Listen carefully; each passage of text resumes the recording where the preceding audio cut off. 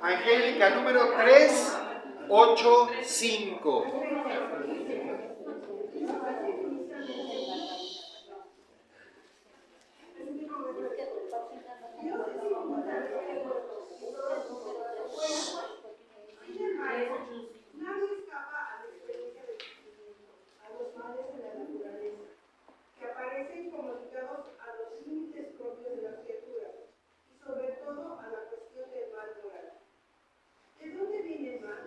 A ver, este es algo que hemos estado hablando en repetidas ocasiones, ¿verdad?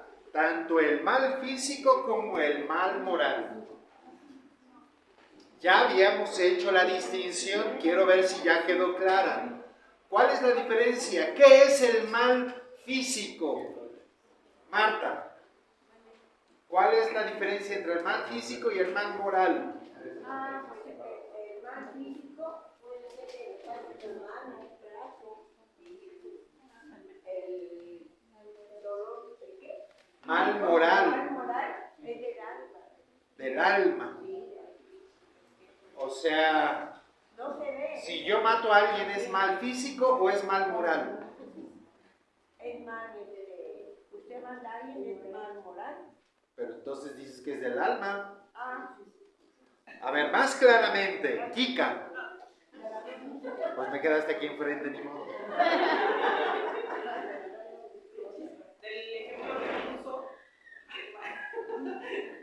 A ver, ¿cuál es el mal físico? La diferencia entre el mal físico y el mal moral. El físico, como lo mencionó, si dispara a alguien, pues ese es físico. Y el moral es consciente de lo que estás haciendo y lastimando a alguien, ¿no? O sea, ese matar a alguien es mal físico o mal moral. Ese es físico. No es un mal moral. Yo estoy haciendo un bien. No, entonces son ambas. A ver, Flor, tú nos podrás aclarar. Más bien es una pregunta. ¿Sería entonces el mal físico como el mal ontológico? Es decir, un mal que se hace pero no se tiene conciencia de él. No. Había puesto padre un ejemplo de que el mal físico era como el maremoto, el COVID, o inundaciones, huracanes. Ajá. Y el mal moral, ¿qué lo caracteriza el mal moral? A ver, Isabel. He dicho que el físico es el que existe por sí mismo. Que existe por sí mismo. Y el moral, pues es el final. A ver, otra vez. El mal moral, a ver, Carmen. El mal moral es cuando hacemos algo en contra de otra persona.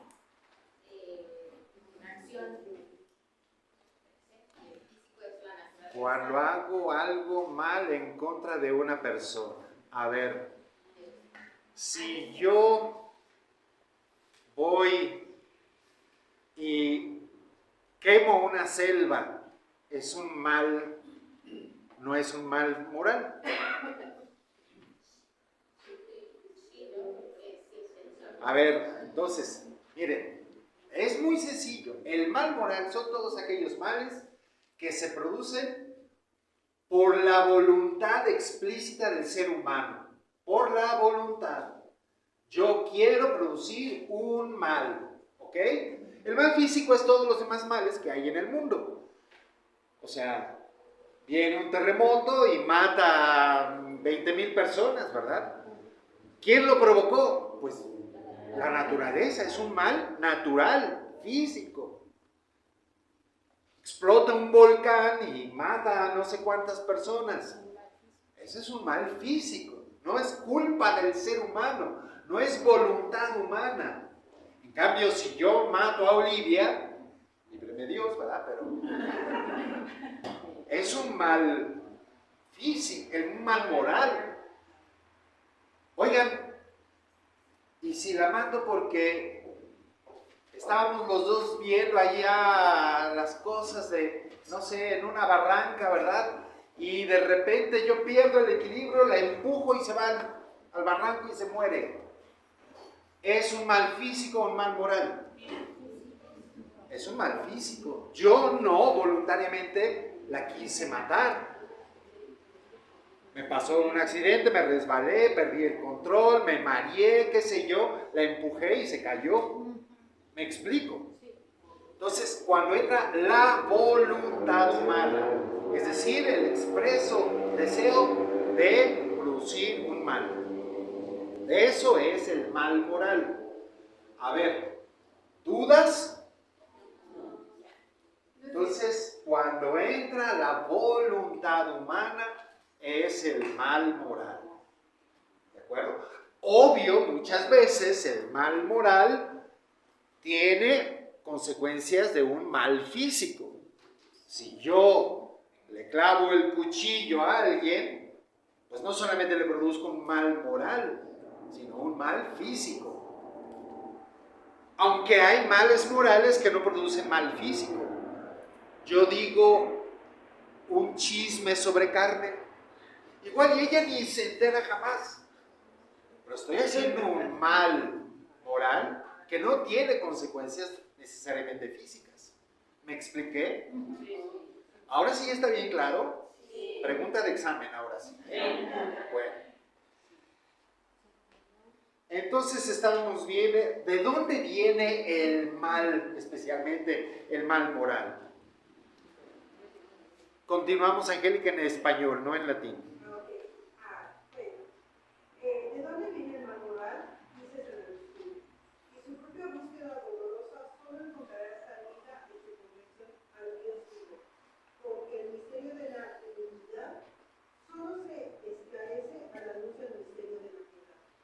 La revelación del amor divino de Cristo ha manifestado a la vez la extensión del mal y la sobreabundancia de la gracia. A ver, dice, además de esta cita de San Agustín que dice, buscaba el origen del mal y no encontraba la solución. Y ciertamente, esa solución no la encontramos de una manera, o sea, bueno, la solución sí, la causa no, ¿verdad? No la encontramos, pero sí, la solución definitiva la encontramos, como dice aquí, en el misterio de la piedad, que no es otra cosa que el misterio de la redención. Dice, la revelación del amor divino en Cristo ha manifestado a la vez la extensión y la sobreabundancia de la gracia. ¿Hasta dónde se extiende el mal que dice que nos lo revela Cristo? ¿Hasta dónde llega el mal? Dice, nos ha revelado la extensión del mal. Nosotros conocíamos la extensión del mal hasta el hecho de, no sé, las guerras y las matanzas enormes. Pero en Cristo, ¿cómo llegamos a descubrir todavía más a fondo la extensión del mal?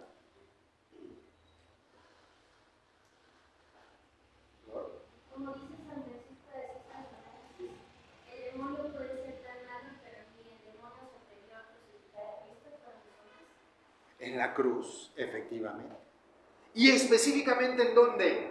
¿En qué momento de la cruz?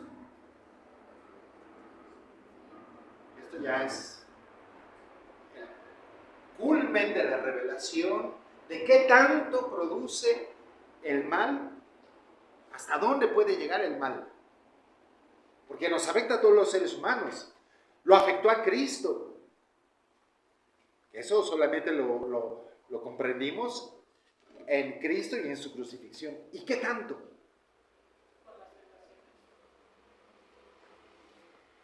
No. Ese sería el bien de Cristo, ¿verdad? De la redención. Pero el mal, ¿hasta dónde llegó? Sí, pero ¿qué gritó Jesús en la cruz que nos revela la profundidad, la extensión del mal? Dios mío, ¿por qué me has amado? Dios mío, ¿por qué me has amado? En toda la existencia de la Trinidad, desde antes de todos los siglos, si algo hay de verdad, es la unión eterna, perfecta, infinita entre el Padre y el Hijo. La entrega absoluta y total del Padre al Hijo y del Hijo al Padre. Pero en ese instante Jesús saborea algo que imposible que llegara hasta la Trinidad. El abandono. No entendemos a qué grado. No sabemos, pero es un dato que nos da las Sagradas Escrituras. Dios que abandona a Dios. El Padre que siente el Hijo lo ha abandonado. A ese grado, esa es la extensión del mal de la que nos está hablando el texto. Ah, pero el Hijo no cayó en la trampa, ¿verdad? Aún sintiéndose abandonado del Padre, no dudó en decir: Padre, en tus manos encomiendo mi espíritu. Y de esa manera el Hijo transforma el mal en un bien. El peor de todos los males en el más grande de todos los bienes, ¿verdad? Bueno, eso es un punto y aparte.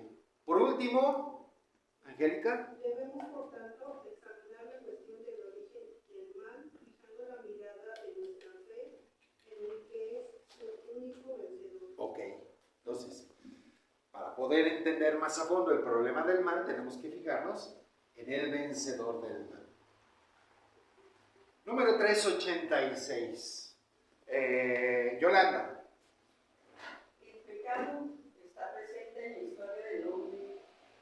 Sería vano intentar ignorarlo o dar a esta oscura realidad su nombre. Para intentar comprender lo que es el pecado, es preciso, en primer lugar, reconocer el vínculo profundo del hombre con Dios. Primer dato importantísimo, para poder entender la dimensión del mal, la realidad del mal, se necesita entender el vínculo que hay entre Dios y el hombre. Sin Dios, el pecado no se entiende su profundidad, no se entiende lo perverso que puede ser. Por eso, en una sociedad, en un mundo donde Dios va saliendo de la perspectiva de las leyes, de la cultura, de todo, pues entonces pecado pues no es tan importante, ¿verdad? Es más, es un tema de viejitas, ¿verdad? No. Y entonces, pues ahí tienen el aborto, ¿verdad? Un tema que está íntimamente ligado a Dios. Y por eso, cuando Dios desaparece, pues entonces el aborto no es el mayor problema, ¿verdad? Bueno.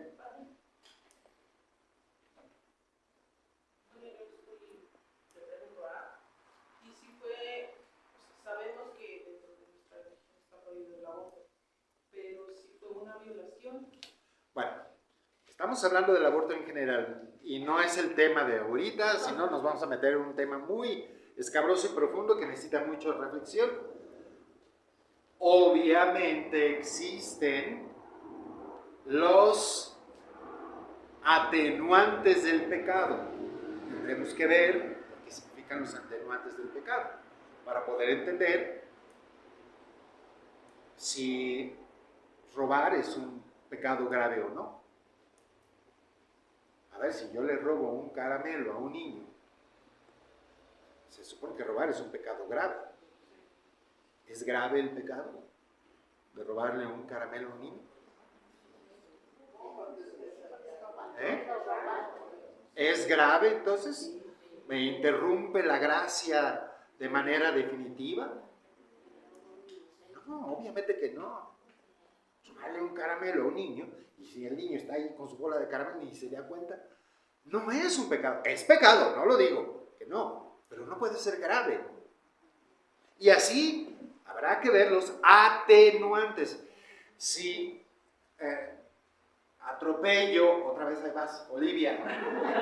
Lo siento, me agarraste. Si atropello a Olivia, estando yo borracho, tan solo piénselo bajo las leyes humanas. ¿Es un asesinato doloso con todas sus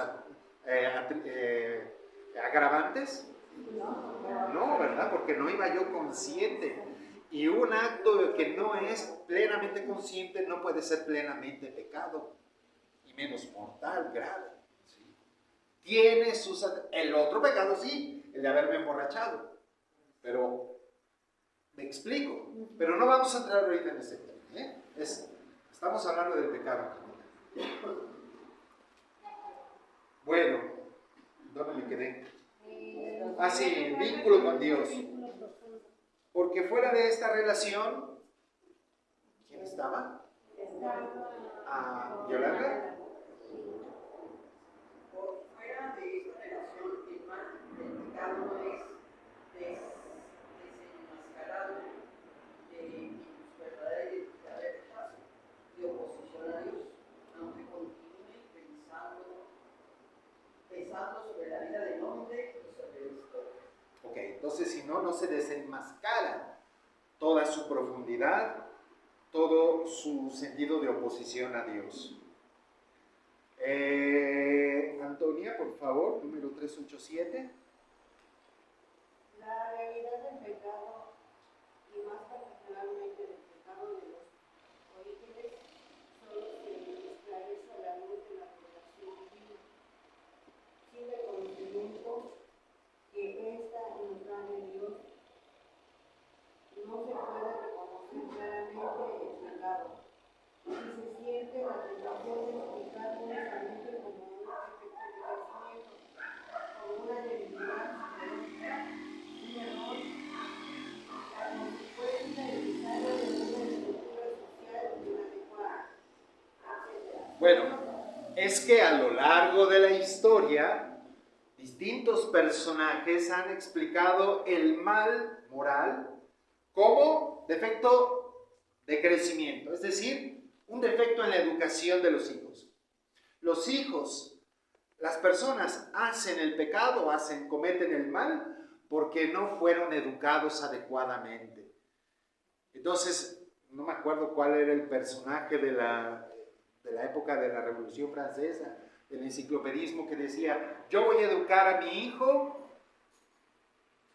para que él sea una persona de bien. Y no lo metió a la escuela ni él lo educaba. Y terminó dándose cuenta de que pues no, definitivamente, de todas formas el hijo hacía travesuras, se portaba mal, etcétera, ¿no? O dice, como una debilidad psicológica, el mal como una debilidad psicológica. Tú cometes pecados como reacción psicológica a traumas. El psicologismo que cree que yo violo porque mi madre me daba de bebé, de comer pecho, todavía hasta muy alta edad, ¿no?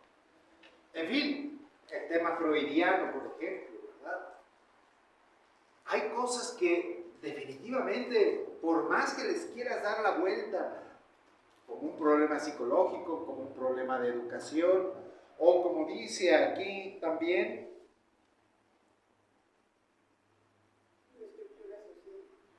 como una debilidad, así como una estructura social inadecuada. Es que si un niño vive entre puros malos, pues va a aprender a ser malo. Pero si tú lo pones entre puros buenos, va a aprender a ser bueno. Pues no, ¿verdad? Hombre, cuando uno ve a los hijos de una misma familia, una persona brillante, grandiosa, magnánima, y el otro un verdadero arrocito negro, ¿verdad? Tienen la misma educación.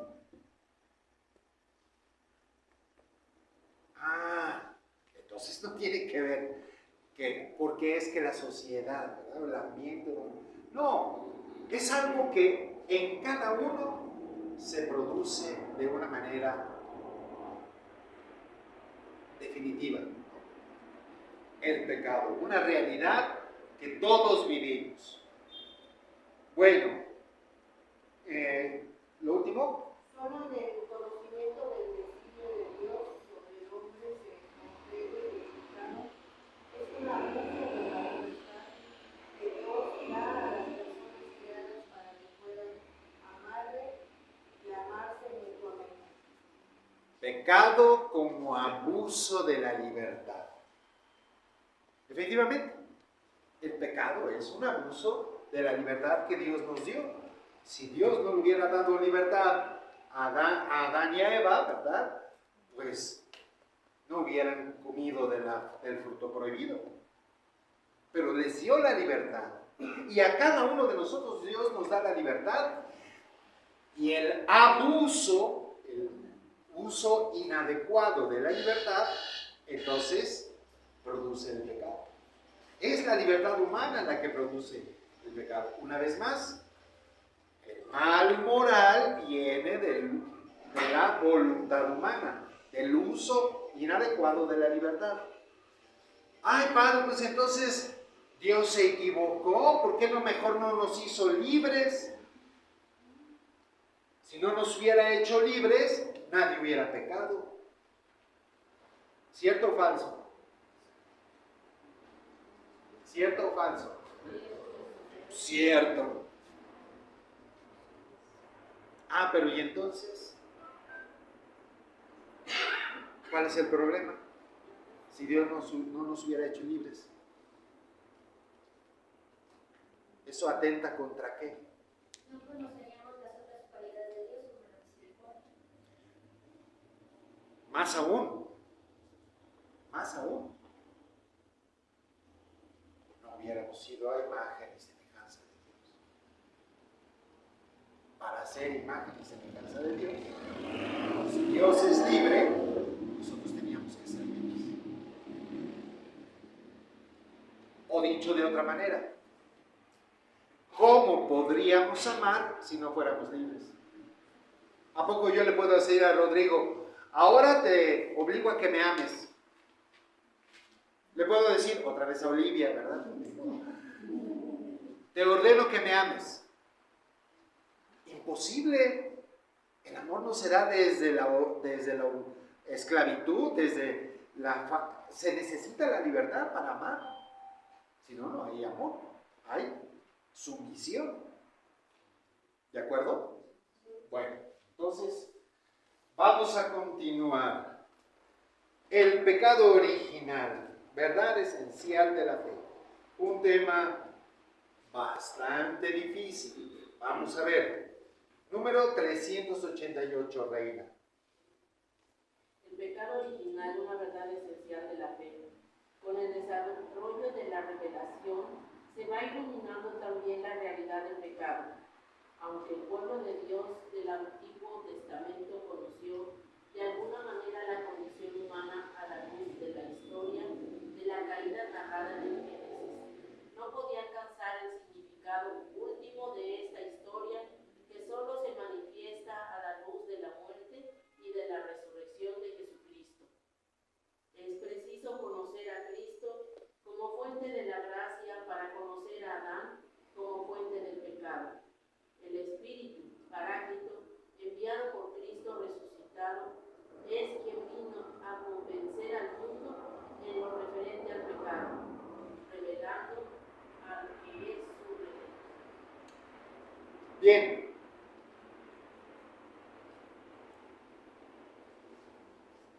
El relato del pecado ya era conocido desde el Antiguo Testamento.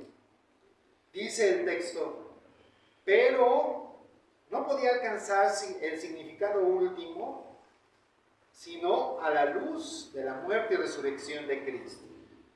Solo en Cristo podemos alcanzar a descubrir el alcance de ese pecado original. ¿Por qué? Aquí tenemos que utilizar la doctrina de San Pablo.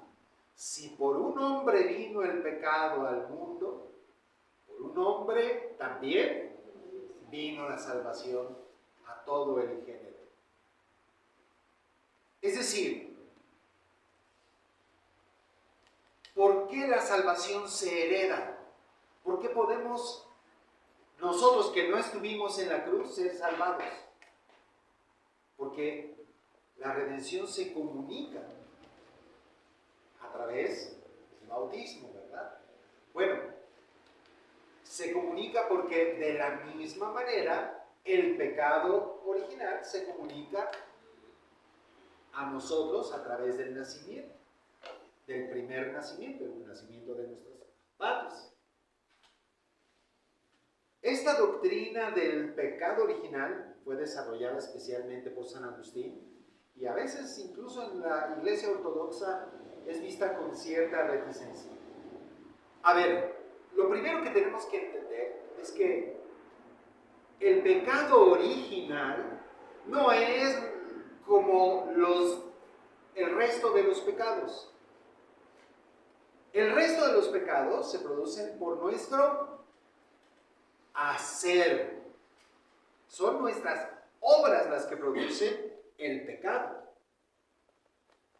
Pero el pecado original no se produce no es un pecado del quehacer humano, sino es un pecado del ser humano. Se transmite, por lo tanto, a través del engendramiento, porque recibimos nuestro ser de nuestros padres. Entonces, solo el bautismo es el que borra el pecado original, porque sustituye con la gracia a una vida nueva, que es la vida de la resurrección. Lo único que me interesa que sí les quede claro, el pecado original, a veces decían las abuelas, pues es que porque hay que quitarle el pecado original al niño porque pues sus padres pecaron porque tuvieron sexo, ¿verdad? No tiene nada que ver con eso. No viene por el sexo, viene por su ser humano. Es un pecado ontológico, pues sí lo entenderás bien. No es un pecado por la acción, por los actos humanos. No viene del quehacer, sino del ser.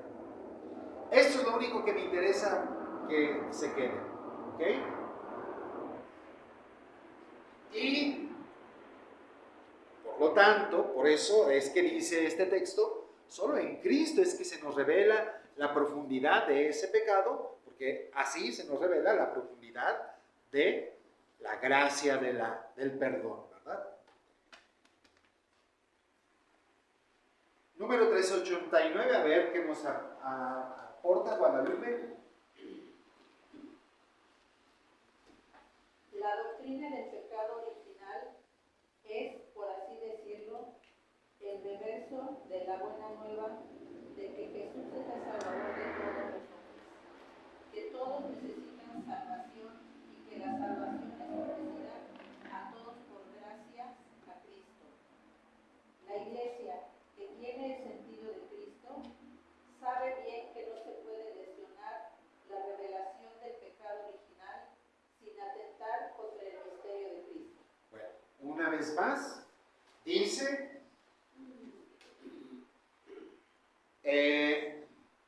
es el reverso de la buena nueva de que Jesús es el Salvador de todos los hombres. Para que Jesús tenga que ser el Salvador de todos los hombres, todos tienen que tener la huella del pecado, desde su origen. Es que un bebé, pues ¿qué pecado puede cometer? Insisto, no es el pecado que comete, sino el pecado que trae por ser hijo de Adán y de Eva, ¿ok? Del linaje de Adán y de Eva. Bueno, para leer el relato de la caída, número 390, por favor, Elena. El relato de la caída utiliza un lenguaje hecho de imágenes, pero afirma un acontecimiento primordial, un hecho que tuvo lugar al comienzo de la historia del hombre. La revelación nos da la certeza de que toda la historia humana está marcada por el pecado original, libremente cometido Entonces tenemos que ir al relato propiamente dicho, que está en el origen de la historia, pero no es solamente en el origen de la historia, en el origen de todos nuestros actos de pecado. Está en el origen de todos nuestros actos, no solamente allá en el pasado, sino en el actual presente. Ahí está presente esta realidad del pecado que vamos a analizar. Entonces, regresamos a la Biblia, al libro del Génesis que ya habíamos utilizado, y ahora en el capítulo número 3, Génesis 3. Primero lo leemos. A ver, Elizabeth, qué vergüenza. Carmen, no. Kika, ándele. Capítulo 3. La serpiente era el más astuto de todos los animales del campo que Yahvé Dios había hecho. Dijo a la mujer: ¿no comerás de ninguno de los árboles del jardín? Respondió a la mujer a la serpiente: podemos comer del fruto de los árboles del jardín, mas del fruto del árbol que está en medio del jardín, ha dicho Dios: no comáis de él, ni lo toquéis. So pena de muerte, replicó la serpiente a la mujer. De ninguna manera moriréis. Es que Dios sabe muy bien que el día en que comáis de él, se os abrirán los ojos y seréis como dioses, conocedores del bien y del mal. Como viese la mujer que el árbol era bueno para comer, apetecible a la vista y excelente para lograr sabiduría, tomó de su fruto y comió. Después dio también a su marido, que igualmente comió. Entonces se les abrieron a ambos los ojos y se dieron cuenta de que estaban desnudos, y, cosiendo hojas de higuera, se hicieron unos servidores. Oyeron luego el ruido. Está ahí.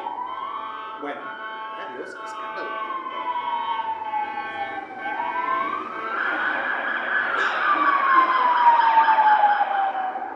A la Biblia de latinoamericana, yo le corregiría definitivamente el versículo, en el versículo en el versículo 6, excelente para alcanzar el, ¿qué dice la latinoamericana? Para alcanzar el conocimiento. El conocimiento. Pero la Biblia, la tuya es Jerusalén, ¿qué dice? ¿Cómo termina el versículo 6? O bueno, no termina, pero en la primera parte. Y excelente para lograr sabiduría. Lograr sabiduría. Ahí yo haría esa corrección. No es excelente para alcanzar el conocimiento, sino para alcanzar sabiduría. Son dos cosas distintas, ¿eh? Alcanzar conocimiento, pues, hombre, no, obvio que no era el medio para alcanzar conocimiento. El medio para alcanzar conocimiento, pues, son tus sentidos y tu razón, ¿verdad? Pero la sabiduría. Y es importante este tema porque vamos a empezar por el primer versículo. ¿A quién nos describe? De hecho, ya habíamos hablado, ¿verdad? Sí. ¿Cómo nos la describe? La astuta, ¿verdad? En la Biblia, la astucia y la sabiduría van a estar siempre contrapuestas. La astucia como fuente de pecado, la sabiduría como fuente de gracia. Son dos temas centrales en la espiritualidad bíblica. No es lo mismo ser astuto que ser sabio. El astuto, ya habíamos hecho esta reflexión, ¿verdad? El astuto, a ver, díganme ustedes, ¿qué es un astuto o una astuta?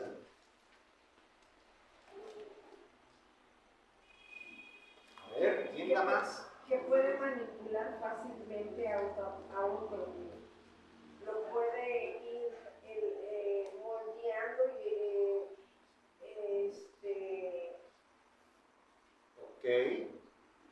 manipulación. Ok, Rodrigo. Sí, pero justamente va a decir manipulación para lograr un fin. Ajá.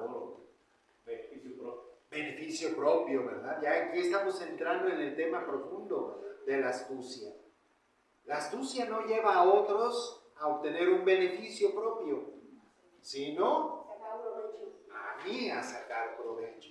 La persona astuta ve por sí misma, aunque lo disfraza. En la astucia hay un tema de apariencia, o más aún de mentira, engaño.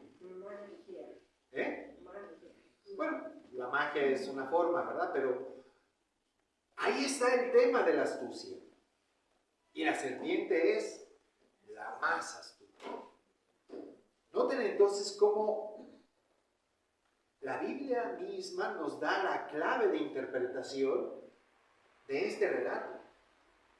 En el fondo está la mentira, el engaño, la manipulación, la trampa, el provecho propio. Especialmente un provecho propio conseguido con mañas, ¿verdad? Con engaño. Bueno, este es el ser que se presenta delante de Adán y de Eva.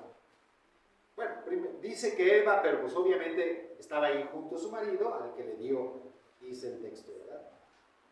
Además que ya vimos que Eva no significa necesariamente la mujer. Significa, ¿qué era Eva? Según lo que habíamos estudiado. Sí, no, pero habíamos la ayuda adecuada para no estar solo. Eso es Eva. Acuérdense, no es bueno que el hombre esté solo, hagámosle una ayuda adecuada. Y entonces, cuando finalmente aparece Eva, esta sí es carne de mi carne y hueso de mis huesos. Entonces, tengamos esto bien presente. O sea, no es un relato sobre el hombre y la mujer. Por eso el pecado de Adán y Eva no tiene nada que ver con el sexo. Tiene que ver con la ayuda mutua. El no estar solos, ¿verdad? Tenemos que tener bien presente esto porque si no, le quitamos su fuerza al relato. La serpiente se le acerca a la compañera, a la ayuda adecuada. Acuérdense que ¿qué era una costilla? ¿Qué era la costilla? La protección, ¿verdad? De los órganos vitales fundamentales en la mentalidad bíblica.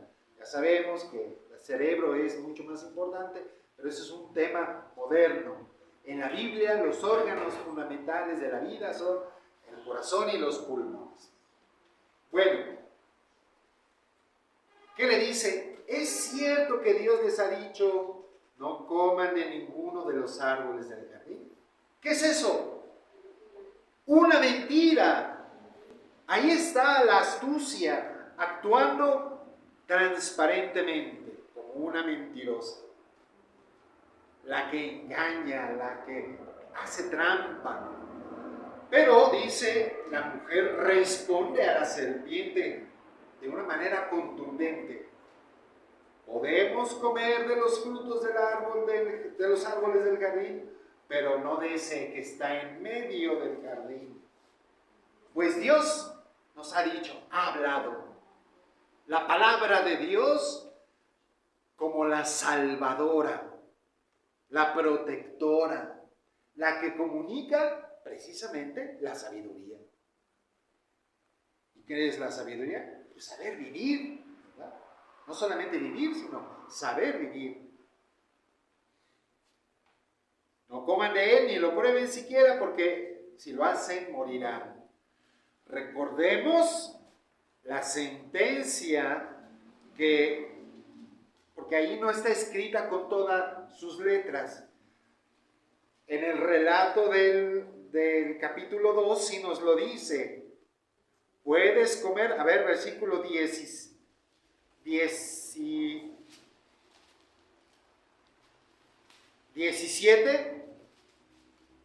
2:17, ¿qué dice? Capítulo 2, versículo 17. Pero no comerás del árbol de la ciencia del bien y del mal. El día que comas de él, ten la seguridad de que morirás. El día que comas de él, morirás. O sea, la muerte es inmediata, prácticamente instantánea. En ese día mueres. Esa es la condena, ¿eh? Hay que tenerlo bien presente. Bueno, ¿qué dice después la serpiente? Versículo 4.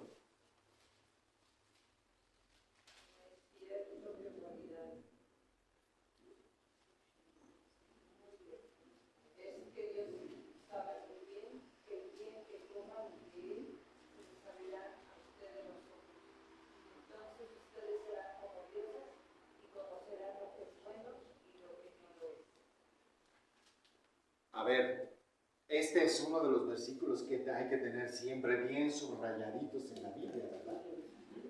Porque nos está dando la clave para poder entender qué es el pecado. Serán como dioses. Se les abrirán los ojos y serán como dioses.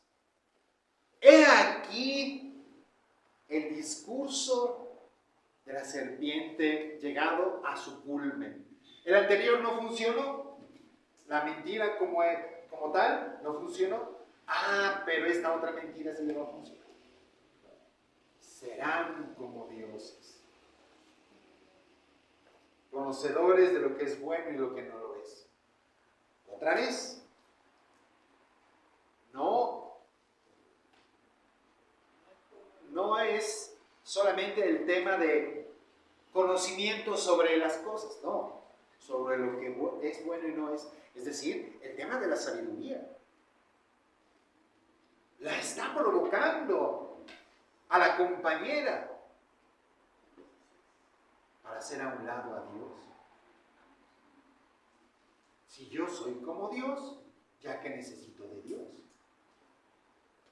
Si yo soy como Dios, además, voy a tener la eternidad, voy a tener la sabiduría, voy a tener el juicio, el poder, y podré estar por encima de los demás, porque los demás de ellos no van a ser Dios, y yo sí. Una vez más, el tema del yo. Ese yo escrito con minúscula, que puede llegar a ser con mayúscula. Ese yo que va a ser entonces grandioso. Primero yo, después yo y al último yo. Esta es la frase que siempre estaré repitiendo. El origen del pecado. Caemos en la tentación de ser como Dios y anular, por supuesto, a Dios. Versículo 6. Sonia. A la mujer le gustó ese árbol, que atraía la vista y que era tan excelente para alcanzar el conocimiento. La sabiduría. Tomó de su fruto y se lo comió. Y le dio también a su marido que andaba con ella, quien también lo comió. Ok. Ve el fruto, dice, y le resultó atractivo. Claro que le resulta atractivo. ¿Cómo no va a ser atractivo? Ser como Dios. Es una cosa que está en lo más profundo de todos los seres humanos. ¿Por qué? Otra vez el tema. Fuimos hechos a imagen y semejanza de Dios. Fíjense cómo es importante el tema de la imagen y semejanza. como somos imagen de Dios, claro que estamos en una relación permanente de criatura y creado. Somos su imagen. Aspiramos, como todas las imágenes, aspiran a ser lo que es el otro. Cuando tú ves la imagen de la fotografía de un ser querido, no aspiras a esa imagen. Lo que te anima, lo que te conmueve, no es la imagen, es lo que representa. Si se dan cuenta, hay un vínculo muy profundo entre lo imaginado y la imagen. Claro que nos resulta a todos nosotros atractivo. ¿Quién no quiere ser como Dios? Y de hecho, de eso se trata el cristianismo. Porque, ¿qué te da el don del bautismo? Ser hijo de Dios. O sea, ser Dios. Hijos como el Hijo, nada más que por adopción, pero finalmente recibimos ese don de ser como dioses. Lo dice San Juan, lo he dicho muchas veces, lo dice San Juan en su primera carta. Miren, no solamente nos llamamos hijos de Dios, sino que en verdad lo somos. Solo que aún no se pone de manifiesto lo que llegamos a ser. Entonces, Cristo es el que nos viene a dar el camino para verdaderamente ser como Dios. Y bueno, Cristo forma parte de todo un proceso que se llama la revelación, en la que el Padre nos va revelando cómo ser como Dios, porque no nos lo puede decir ninguna criatura. Solamente Dios sabe cómo ser como Dios. Ni una serpiente, ni un fruto, ni un árbol nos va a decir cómo ser como Dios. Porque no son Dios. Si te comieras a Dios, la cosa cambiaría. Por eso es tan importante la Eucaristía, ¿verdad? Comer una manzana, una pera, un plátano, un fruto de un árbol, evidentemente no te va a hacer como Dios. Se les abrirán los ojos y serán hermosos. El gran tema de la filosofía moderna, ¿verdad? Nietzsche especialmente. Nietzsche proclamaba de que durante siglos fuimos oprimidos por la religión. Pero, decía Nietzsche, miren, Dios ha muerto. Ahora nosotros somos los verdaderos dioses. Somos superhombres. El tema de Nietzsche es precisamente eso. Hacer a un lado a Dios para que finalmente el hombre sea el verdadero Dios, el superhombre. Y ya estamos viendo las consecuencias de haber hecho a un lado a Dios, ¿verdad? En un mundo cada día más complicado, más volátil, más complejo, más... O sea, la sociedad moderna que ha perdido el rumbo en todos los temas, la democracia, la familia. Bueno, estamos viendo las elecciones que tuvimos nosotros hace un tiempo y ahora, ¿verdad? Donde los temas se han vuelto tan confusos, ¿verdad? Hemos hecho a un lado a Dios, queriendo ser nosotros los constructores de lo divino, siendo que no somos dioses. Tenemos que preguntarle al Hijo de Dios hecho hombre para que nos diga cómo ser verdaderamente dioses. Y él lo que nos enseñó es que no es a través del yo, de hacer crecer el yo. ¿Qué decía el Evangelio de hoy? Para ser discípulos. Sí, pero antes, ¿qué decía? Quien quiera quiera ser mi discípulo, que renuncie, es más, a sí mismo. La renuncia del yo. Porque solamente en el amor se puede encontrar la plenitud. Es decir, en la entrega. El Hijo de Dios que se entrega en la cruz es el verdadero hombre que se hizo Dios. O bueno, el hombre que nos revela cómo se hace para ser como Dios. Entregándote hasta lo último. Bueno, dice, entonces se les abrieron los ojos y ambos se dieron cuenta de que estaban desnudos. Este es el otro tema que conviene, que llega junto con el tema del pecado, la desnudez. Y ya habíamos hablado qué significa la desnudez en la Biblia. Alicia, ¿qué significa la desnudez en la Biblia? ¿Estar sin ropa? ¿Qué es el verdadero sentido de la desnudez, Rafa? Ajá. ¿Qué significa para la Biblia estar desnudo? Desprotegidos. Muy bien. Vulnerables. Efímeros.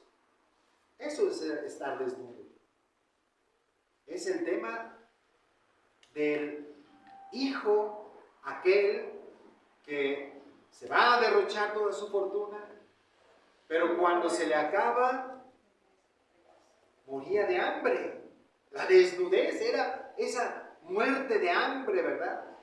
Fue a trabajar cuidando unos cerdos, pero tenía ganas de comerse la comida de los cerdos y ni eso se le da. El hambre, la desnudez. Esto es el tema que descubren Adán y Eva cuando se separan de Dios, cuando le dan la espalda a Dios. ¿Se dan cuenta de su vulnerabilidad, de su ser efímeros? Pero ¿qué pasa? ¿No se supone que cuando comieran de ese árbol, qué iba a pasar? No, pero Dios, ¿qué les advirtió? Que se morirán sin remedio ese mismo día. No. Se les abrieron los ojos. Se dieron cuenta que estaban desnudos y se vistieron con unas hojas de parra, de higuera. Y entra inmediatamente el personaje central. Versículo 8. Por favor, Laura. No tienes. Sí, no importa. Cuando el día comenzó a refrescar, el hombre y la mujer oyeron que Dios, el Señor, andaba recorriendo el jardín. Entonces corrieron a esconderse entre los árboles para que Dios no los viera. Ok, fíjense qué interesante. Oyeron la voz de Yahvé que bajaba a pasearse por el jardín a la hora de la brisa. Interesante. ¿Qué es la hora de la brisa? No. ¿Cuándo llega la brisa en el mar? Especialmente en qué momento. En la tarde, cuando el sol ya empieza a ponerse, la brisa empieza a sentirse más fresca, ¿verdad? Seguramente ustedes han estado en los pueblitos cerca de la playa. ¿Qué pasa en la tarde en las casas. ¿Eh? ¿Qué hace la gente en la tarde en las casas? Se sienta y a ver el amanecer y a sentir el aire ese que viene, que es fresco. Pero no solo eso, ¿qué otra cosa, qué otro fenómeno sucede? Sí es cierto, se sacan las sillitas a la calle, ¿verdad? La gente saca sus sillas, se salen de la casa y Conviven. empieza la hora del chisme, de la plática, del convivio. Salen las cervecitas, salen las aguas frescas, salen las frutas. Y la gente camina y, hola, doña Chona, ¿cómo ha estado? ¿Cómo le ha ido? Y el encuentro. Es la hora de la brisa. Este es el contexto que quizás nosotros los que estamos en esta ciudad no conocemos, no lo vivimos. Nunca nos salimos a la calle a platicar con los vecinos. Son en algunos lugares, pero en la ciudad, el ámbito urbano no es para eso. Nos cuesta trabajo entender este sentido de Dios bajando al jardín del Edén a la hora de la brisa. ¿Cuál era el objetivo? Encontrarse con su criatura, platicar, la revelación ejecutada para la salvación, para conducir a este ser hecho a imagen y semejanza y a ayudarlo a crecer en sabiduría para alcanzar finalmente a ser como Él. Cuando tú platicas con alguien, empieza a darse una relación de semejanza. Los esposos, cuando pasan los años, cada día se parecen más. Por este continuo encuentro, este continuo intercambio, esta continua convivencia. Es el camino, el proyecto también para nosotros los cristianos, encontrarnos con Cristo, especialmente en las Sagradas Escrituras, ¿verdad?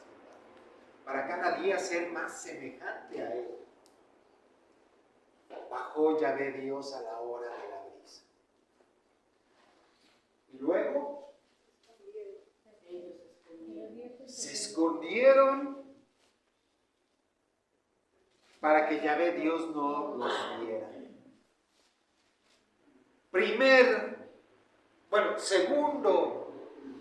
Segunda consecuencia del pecado, porque la primera es darse cuenta que eres poca cosa.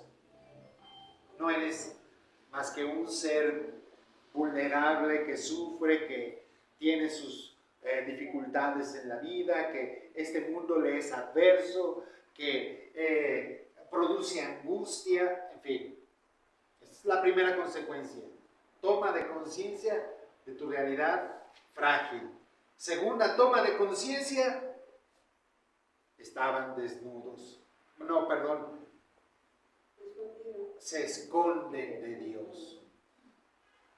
El pecado me lleva a esconderme de Dios.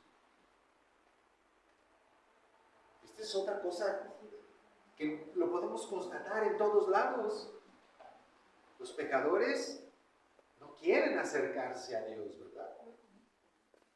Nos da miedo este encuentro con Dios. Dios, en vez de ser el creador amoroso, es el juez, el policía, el enemigo. Da miedo. El castigador. Dios da miedo. Cuando tú pierdes esta transparencia de tu realidad original, Dios se vuelve un fantasma, cada día más horroroso, del que te tienes que esconder.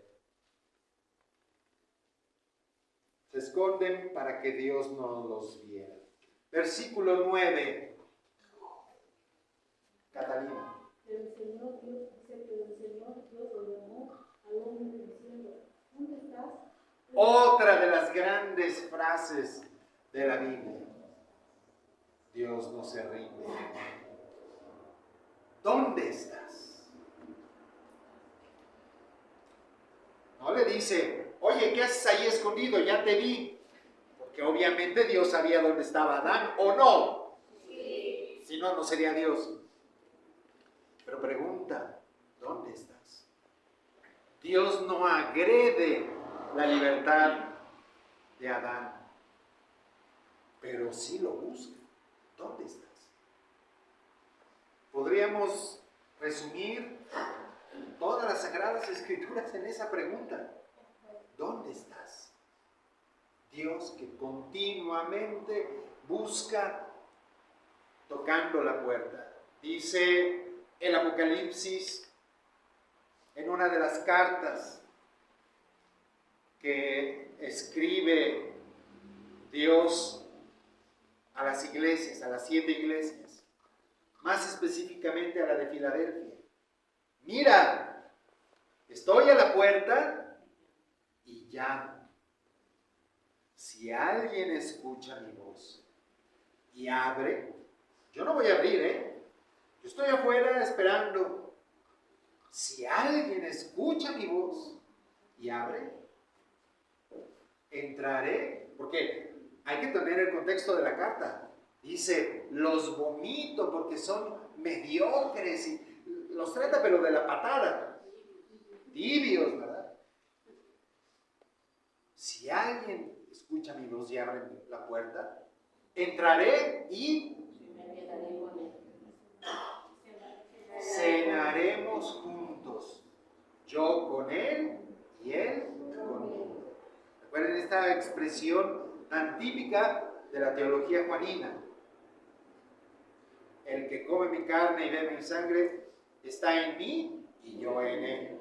Padre, que todos sean uno, como tú en mí y yo en ti. Que ellos sean uno. Cenaremos juntos, yo con él y él conmigo. No entrará para juzgar, no entrará para regañar, no entrará para condenar, entrará para cenar juntos. Tú no necesitas poner la cena, aunque no tengas nada, vamos a cenar. Yo soy el que pone la cena. La gratuidad y la generosidad de Dios, siempre tocando a la puerta, siempre buscando. Adán, ¿dónde estás? Dios no se rinde. Este Adán tenía que estar muerto, pero Dios, desde ese momento,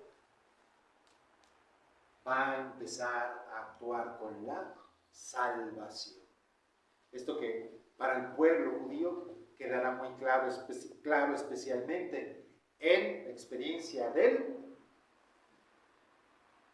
En la experiencia de él. ¿Cuál es la experiencia más fuerte de salvación para el pueblo judío? El Éxodo.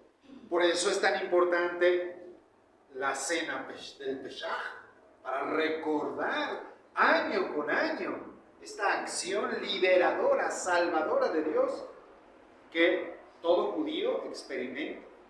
Pero ya aquí en el libro del Génesis ya la estamos encontrando. Dios no ejerce la condena, sino ejerce la salvación. Ya me cansé, con razón, si ya se puede. Adiós.